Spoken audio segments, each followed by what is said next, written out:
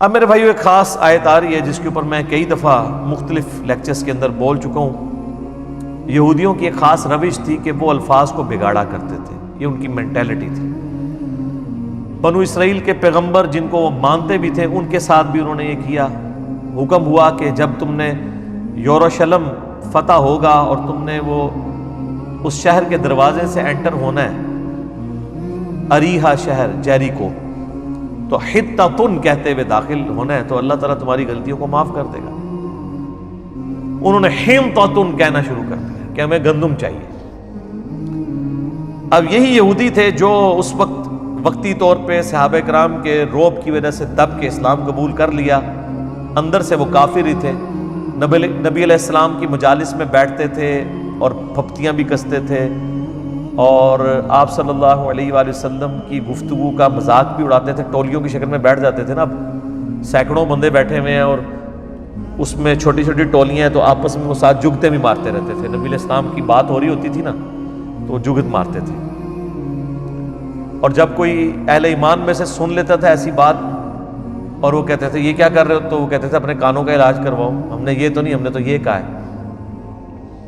اور زبانوں کو ایسے موڑتے تھے کہ واقعی وہ اس کو بینیفٹ آف ڈاؤٹ دیا جا سکتا تھا۔ اور یہ مطلب یہ ایٹیچیوڈ ابھی تک یعنی آپ دیکھیں کہ جاری ہے۔ ہمارے یہ موجودہ پرائم منسٹر صاحب جب یہ کنٹینر پہ تھے تو وہ بار بار کہتے تھے امپائر کی انگلی، امپائر کی انگلی، تو وہ اس انگلی کی کوئی تعبیر کوئی کچھ کرتا تھا۔ جب ان سے پوچھا، ان کا جی میں نے تو اس سے مراد اللہ لیا ہے۔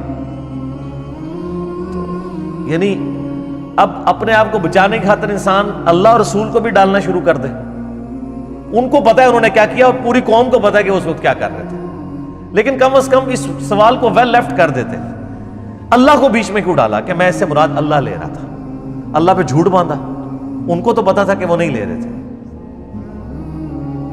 تو یہ ایٹیچیوڈ ہمیشہ انسانیت کے اندر رہا ہے کہ وہ اپنی سیلف رسپیکٹ اور ایگو کی خاطر اپنی غلط باتوں کی تعویل بھی کر لیتے۔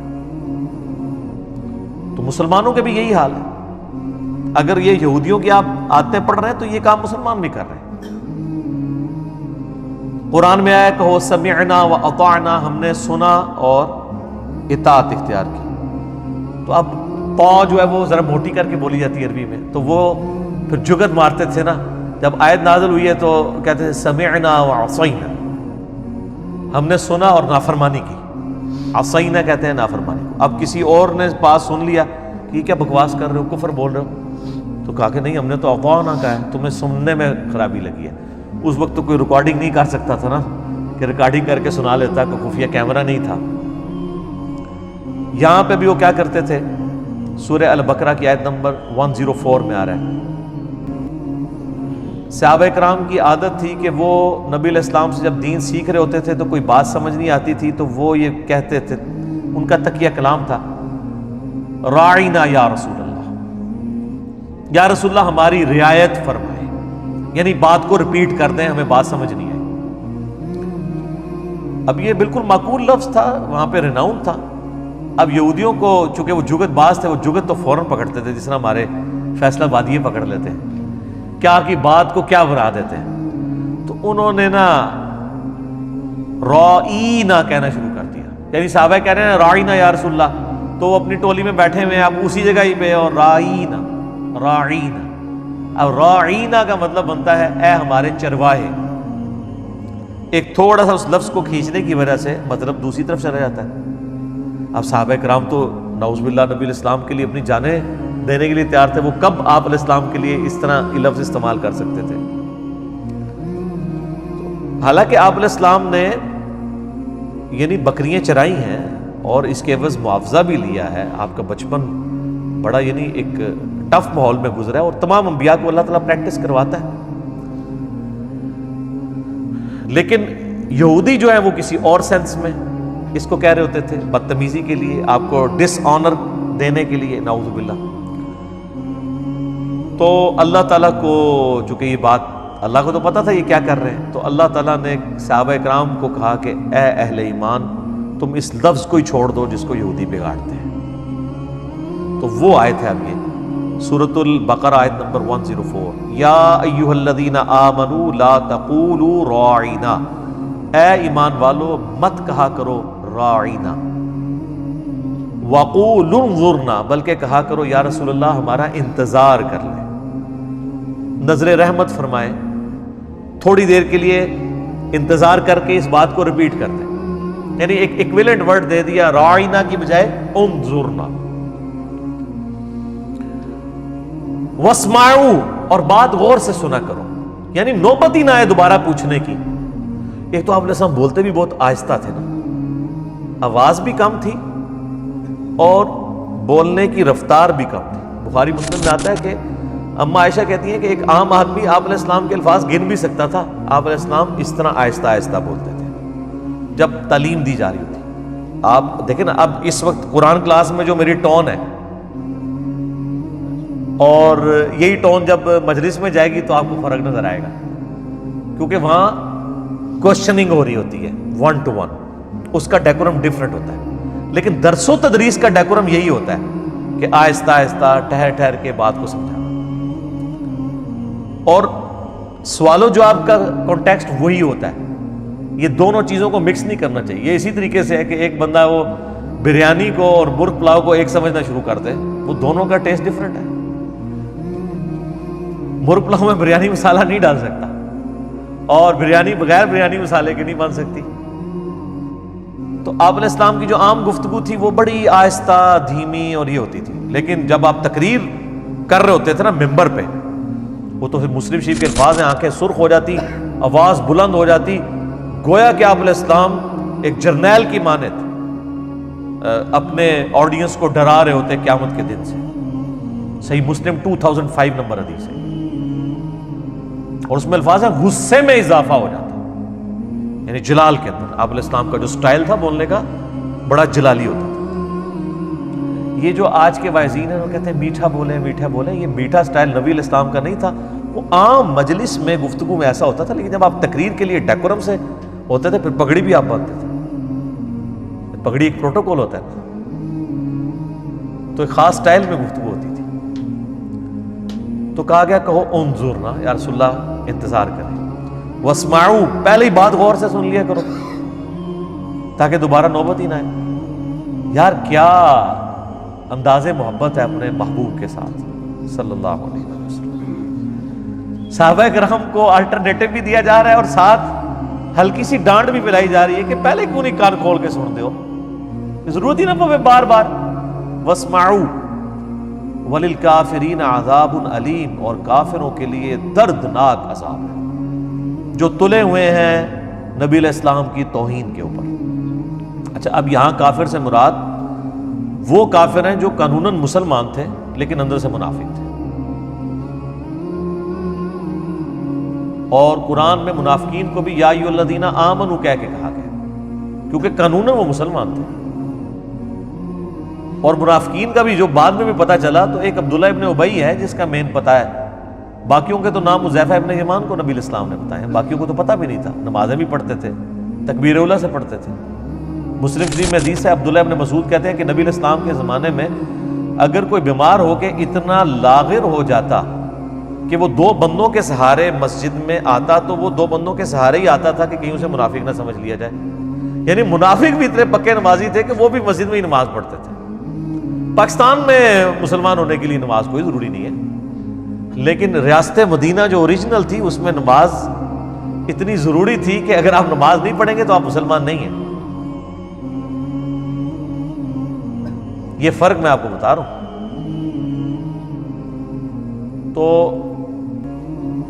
نبی علیہ السلام کا احترام سکھایا گیا۔ سورۃ الحجرات تو اس کا کلائمیکس ہے نا، یا ایھا الذین آمنوا لا ترفعوا اصواتکم فوق صوت النبی، اے اہل ایمان اپنی آواز کو بلند نہ کرنا رسول اللہ کی آواز سے، ورنہ تمہارے آما، اور آپس میں ان کے ساتھ ایسے گفتگو نہ کرنا جس طرح آپس میں ایک دوسرے کے ساتھ کرتے ہو، ورنہ تمہارے اعمال اکارت کر دیے جائیں گے اور تمہیں خبر بھی نہیں ہوگی۔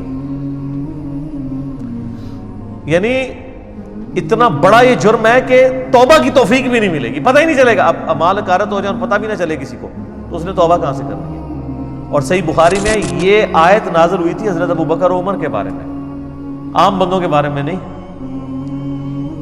ابن ابی ملیکہ تابعی کہتے ہیں قریب ہے کہ مخلوق کے دو بہترین لوگ ابو بکر اور عمر برباد ہو جاتے جب رسول اللہ کے حضور جھگڑا کرتے ہوئے آپس میں ان کی آوازیں بلند ہو گئی اور اس پہ یہ آیات نازل ہوئی. اور اس کا کانٹیکسٹ بھی وہ عبداللہ ابن زبیر سے بیان کرتے ہیں صحیح بخاری کے اندر ہی کہ بنو تمیم کا وفد آیا تو جب وہ جانے لگے تو نبی علیہ السلام نے مشورہ کیا کہ آپ کی مبارک عادت تھی جب بھی کوئی قبیلہ اسلام قبول کرتا تھا تو ان میں سے کسی کو ان کا امیر مقرر کرتے تھے تاکہ بعد میں کمیونیکیشن کے لیے آسانی ہو. تو حضرت ابو بکر رضی اللہ تعالیٰ نے مشورہ دیا کہ فلاں شخص امارت کے لیے موزوں ہے. حضرت عمر نے کہا یہ نہیں، یہ بہتر ہے. تو حضرت ابو بکر کو غصہ آ گیا. انہوں نے کہا کہ عمر تم ہر معاملے میں مجھ سے اختلاف کرتے ہو.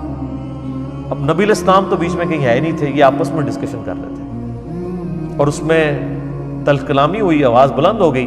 قرآن کی آیات نازل ہوئی کہ رسول اللہ کی موجودگی میں بھی جس نے آواز بلند کی، رسول اللہ سے تو بدتمیزی کا تو سوال ہی نہیں نہ پیدا ہوتا، ان کی موجودگی میں بھی آپس میں لڑے تو فارغ. بخاری کے الفاظ ہیں جب یہ آیات نازل ہوئی تو حضرت عمر اتنی آہستہ آواز میں گفتگو کرتے تھے کہ نبی علیہ السلام کو سنائی نہیں دیتی تھی اور آپ کئی دفعہ یہ کہتے تھے کہ عمر تھوڑا تو اونچا بولو، مجھے سمجھ ہی نہیں آ رہی. اتنا ڈر گئے. پھر اللہ تعالیٰ نے قرآن میں اگلی آیات نازل کی ان الذین یغضون اصواتهم عند رسول اللہ، بے شک جو لوگ رسول اللہ کے حضور اپنی آوازوں کو پست رکھتے ہیں اللہ نے ان کے دلوں کو تقوی کے لیے چن لیا ہے، ان کے لیے اجر عظیم ہے، مغفرت ہے. اور یہ آیت آج بھی روضہ شریف کے باہر جالیوں کے اوپر لکھی ہوئی ہے کیونکہ نبی علیہ السلام اپنی وفات کے بعد بھی اسی طریقے سے قابل احترام ہے جس طرح اپنی مبارک زندگی میں. آج بھی اگر کوئی قبر رسول کے پاس اپنی آواز کو بلند کرے گا، چاہے وہ صلاۃ و سلام پڑھنے کے لیے کرے، اس کے اعمال اکارت ہے. اس لیے آپ دیکھیں وہاں پہ انہوں نے شرطے کھڑے کیے ہوتے ہیں نا. ایک تو زیادہ وہ جھمگٹا نہیں لگانے دیتے کیونکہ ابو داؤد میں حدیث ہے میری قبر پہ میلہ نہ لگانا، تم دنیا کے کسی بھی حصے میں درود پڑھو گے مجھ تک پہنچ جائے گا. قبر رسول پہ حاضری دیں اور نکل جائیں. یہ پاکستانی جا کے کھڑے ہو جاتے ہیں، پھر وہ سلام پڑھنا شروع کر دیتے ہیں، پیچھے وہ لائن پھنس جاتی ہے اور وہ سمجھتے ہیں کوئی نیکی کا کام کر رہے ہیں، حالانکہ نبی علیہ السلام نے تو اس سے منع کیا ہے. سلام عرض کریں السلام علیکہ یا رسول اللہ. صحابہ کرام سے ثابت ہے الموطا امام مالک کے اندر، مصنف ابن ابی شیبہ میں فضل الصلاۃ علی النبی کے اندر کہ وہ قبر رسول پہ حاضر ہو کے سلام عرض کرتے تھے اور سیدنا ابو بکر عمر کے آگے بھی السلام علیکہ یا ابا بکر، السلام علیکہ یا عمر، اور پھر آگے چلے جاتے تھے. یہ جو مطلب اس طرح، اور وہاں پہ بھی آپ دیکھیں گے جو شرطے انہوں نے کھڑے کیے ہوتے ہیں تو وہ باقاعدہ اشاروں کے ساتھ بات کر رہے ہوتے ہیں. آپ کبھی نہیں دیکھیں گے کہ وہ اونچی آواز میں بول جائیں. وہاں پہ لوگوں کو منع بھی کریں گے نا، ایسے ذکر کے کریں گے. ان کو باقاعدہ اس کو ٹرین کیا جاتا ہے کہ آپ نے اپنی آواز کو اس طریقے سے بلند نہیں کرنا وہاں پہ. اور ہمارے لوگ کیا کہتے ہیں جی او جی جالیاں نو کانڈ کر کے کھلوتے ہوتے ہیں. یار یہ آپ کو کس نے چیز بتا دی ہے؟ اللہ کے بندو، اگر آپ اس کو فزیکلی گستاخی بھی سمجھتے ہیں تو نبی علیہ السلام کی قبر مبارک تو ان جالیوں سے کم از کم 5 مختلف ہرڈلز کے پیچھے قبر مبارک ہے.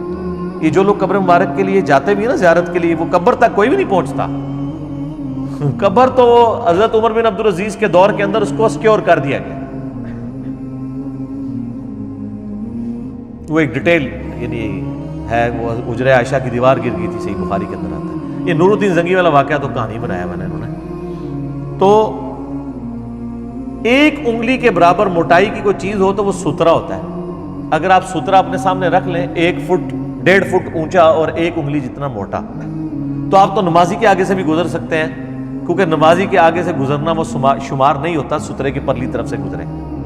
تو جو قبر مبارک کی طرف اگر پیٹ کر کے کھڑے بھی ہیں تو جالیوں کا سترا ہے، یلو جالیوں کا سترا ہے، اس کے پیچھے گرین جالیوں کا سترا ہے، اس کے پیچھے کئی سترے ہیں. تو نبی علیہ السلام کو کمر کہاں سے ہو رہی ہے؟ ورنہ تو اب ہم جہاں پہ بھی بیٹھیں گے تو پاکستان میں تو جب امام مسجد سلام پھیر کے پبلک کی طرف منہ کرتا ہے تو پاکستان میں تو مدینہ شریف اور مکہ شریف آلموسٹ ایک جتنے اینگل کے اوپر ہے، تھوڑا سا ہی فرق ہے کیونکہ اتنے دور جب آئیں گے تو آپ کو چند ڈگریوں کا فرق ہے. تو سارے یہ جو عاشقان رسول ہیں یہ بھی کمر کر کے روضہ شریف کی طرف بیٹھے ہوتے ہیں. تو یہاں سے نہیں کمر ہو رہی، کہتے ہیں دور ہے. دور نزدیک والا کیا معاملہ ہے؟ کمر تو ہو رہی ہے. اگر آپ کی ڈاکٹرین مان لی جائے تو وہاں سے بھی ستھرا تو ہے. تو وہ یہ چیزیں نوٹ کر رہے ہوتے ہیں, کنڈ کیتی ہے جی انہوں نے, تو تہاڈی بزرگیاں نو چٹنا ہے جڑے کنڈ کر کے کھلوتے نا, ٹاؤ نا انہوں اتوں کتے کہ تہاڈے بزرگ نگاہ مارنے والے آون نا. وہ جی امام کعبہ گستاخ ہے, وہ پیچھے نماز نہیں ہوتی. تو سر امام کعبہ کو اٹھائے نا, غوث پاک کدھر غائب ہے, آئے نا نگاہ مار کے اٹھائے اور خود کھڑا ہو وہاں پہ. سب کہانیاں کرائی ہوئی. تو یہ تو میرا فیوریٹ ٹاپک ہے, میں اور طرف چل پڑوں گا, ٹھیک ہے. تو بس ہم اس پہ یہ ریکویسٹ کر سکتے ہیں کہ مرنے سے پہلے اے مسلمان کر لے اس پہ غور. کتابوں کا خدا اور ہے, بابوں کا خدا اور. آپ دیکھ لیں ہر چیز کتابوں میں ڈیفرنٹ ملے گی.